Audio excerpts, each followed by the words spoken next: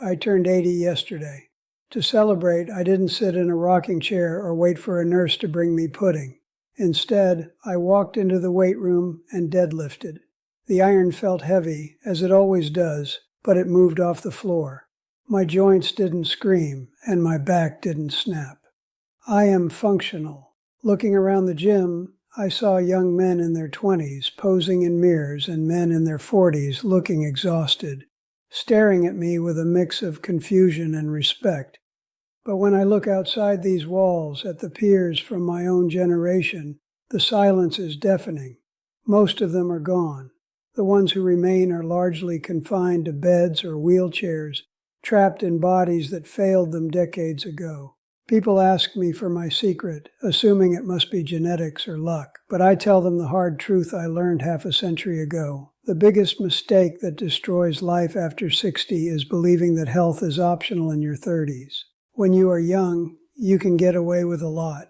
You can eat trash, sleep 4 hours, and drink all weekend, and your body bounces back as if nothing happened.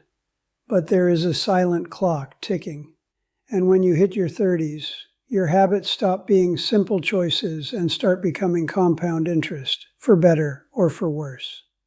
I remember being 35, busy chasing a career and convincing myself that exercise was something you did only if you had extra time. That is the lie that eventually puts people in nursing homes. The reality is terrifyingly simple. After the age of 30, you lose 3% to 8% of your muscle mass every single decade, and that rate accelerates significantly after 60. If you do nothing, you are slowly disintegrating. I made a choice back then to treat lifting weights not as vanity, but as an investment in my future self. I realized that lifting weights, especially as you approach 60, 70, and 80, is the only thing that keeps you functional as you age. It became my mantra. It is infinitely better to be the oldest person in the weight room than the youngest person in the nursing home. But muscle is only the engine. I also had to learn to treat the fuel and the recovery with reverence. In my 40s, the hustle culture told us to sleep when we were dead, but I found that mindset only gets you to the grave faster. I discovered that sleep is the single best performance-enhancing drug on the planet, and it is completely free. To master this, I adopted a concept called circadian nutrition. It sounds complex, but it was just a return to common sense. I stopped eating 3 to 5 hours before bed. This allowed my body to digest and focus on repair during the night rather than processing a late dinner, and I would wait 1 to 2 hours upon waking to eat, regulating my appetite and turning on my natural rhythms.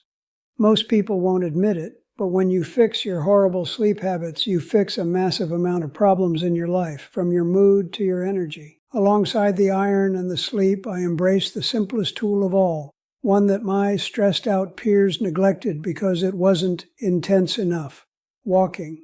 I walked when I was stressed, I walked when I was angry, and I walked when I needed creativity. Walking is the most underrated exercise on the planet. It burns calories, yes, but more importantly, it improves brain function and reduces stress in a world that is constantly screaming for your attention. My body at 80 is not a gift. It is a result. It is the result of refusing the mistake of passivity and understanding that while reality is what it is, my choices in my 30s built the vessel I inhabit today.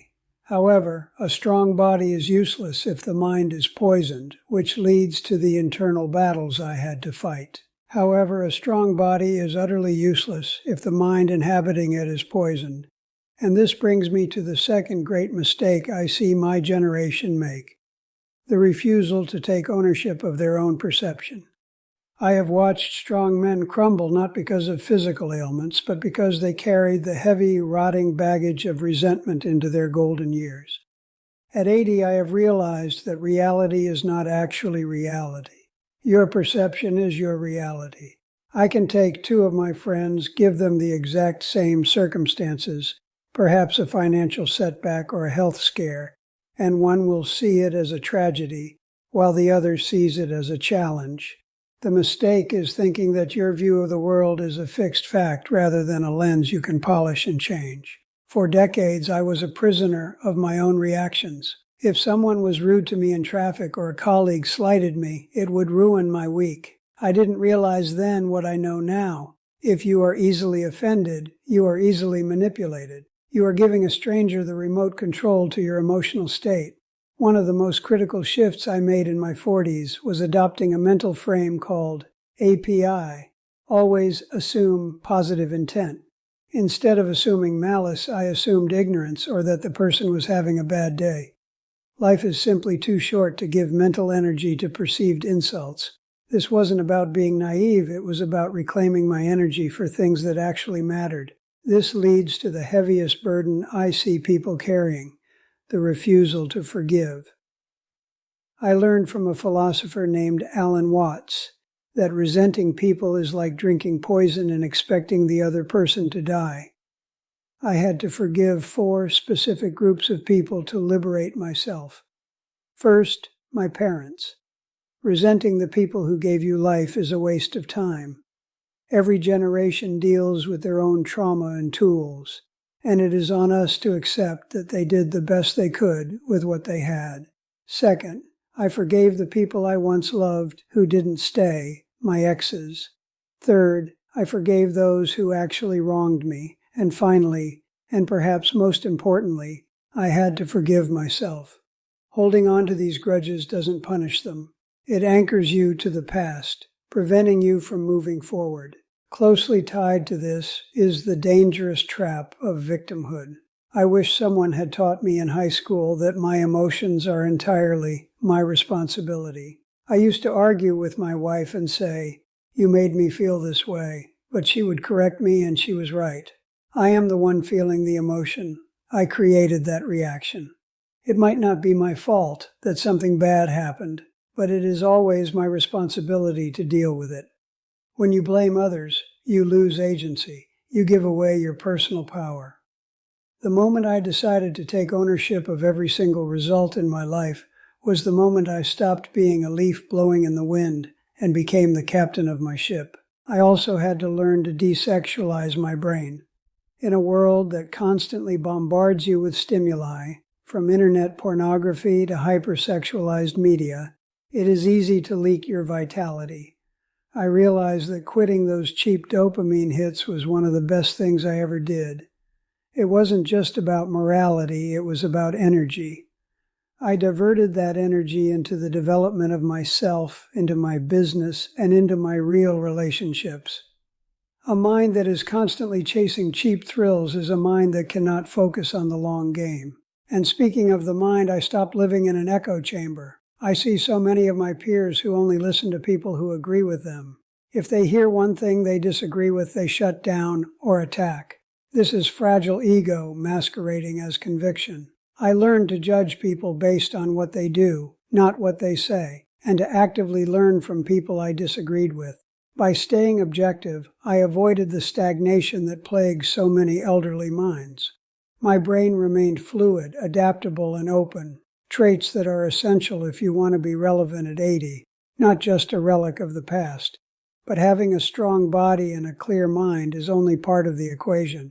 You also need to understand the tools of survival in the material world: money, career, and the company you keep. Once I had forged a body that could carry me and a mind that didn't betray me, I had to confront the third arena where so many lives disintegrate: the material world of money, career, and relationships. Looking back from the vantage point of 80 years, I see clearly that the greatest financial mistake my generation made was not failing to earn money, but misunderstanding what money is actually for. I realized too late that money is a wonderful slave, but a terrible master.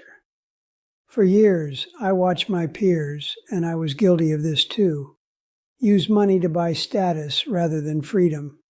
We bought bigger houses to impress neighbors we didn't talk to, and luxury cars to signal a success we didn't feel. I remember a specific moment in my 30s when I considered buying a Rolex. I had read about a man who went into debt to buy one, rationalizing that it helped him attract a mate and close business deals. At the time, it sounded logical. Now I see it for what it was, a desperate signal of insecurity. If you need a watch to attract a partner, you will attract someone who loves the watch, not you, and you will get exactly what you paid for. If you need a luxury item to convince a client to trust you, it simply means you lack the actual skills to persuade them. I learned that the goal is not to look rich, but to be free. The moment I stopped playing the status game and started using my money to buy back my time and remove financial stress, my life truly began. This connects deeply to the paralysis I felt regarding my career. At 24 and again at 30, I was terrified to make a change. I thought it was too late. I stood at a crossroads between climbing a corporate ladder I hated or starting a business I loved, and the fear of lost time nearly stopped me. I hear 30-year-olds today saying they are too old to start over, and I want to shake them. From where I sit at 80, 30 is not late, it is early. You are literally just getting started. You finally have enough wisdom to know what matters and enough energy to build it. The regret I carry is never about the things I tried and failed at. It is about the things I didn't do because I was watching the clock. I realized that the shortcut is actually the long path, and the long path is the shortcut. Trying to get rich quick or successful overnight usually leaves you without the skills to sustain it. Committing to the long game, sticking with something for a year or a decade, is the only way to arrive at a destination worth staying at. But no man is an island, and perhaps the most subtle destroyer of a good life is the company you keep. I spent too much of my midlife protecting my ego. I wanted to be the smartest person in the room and the fittest person in the gym. It felt good, but it was a trap. It led to stagnation. I eventually learned the hard lesson that if you want to grow, you must be the dumbest person in the room and the least fit person in the gym. You have to surround yourself with people who are levels ahead of you.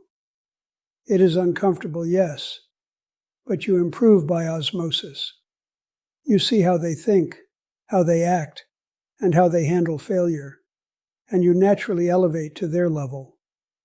If the people around you do not match the reality you want to build, you have to find a new group. It sounds harsh, but loyalty to a stagnant past is a betrayal of your future. Finally, I had to stop asking for directions from people who had never been to where I wanted to go. Why do we ask our broke friends for money advice? Why do we ask our unhealthy friends for diet tips? I learned to judge people not by what they said, but by what they did.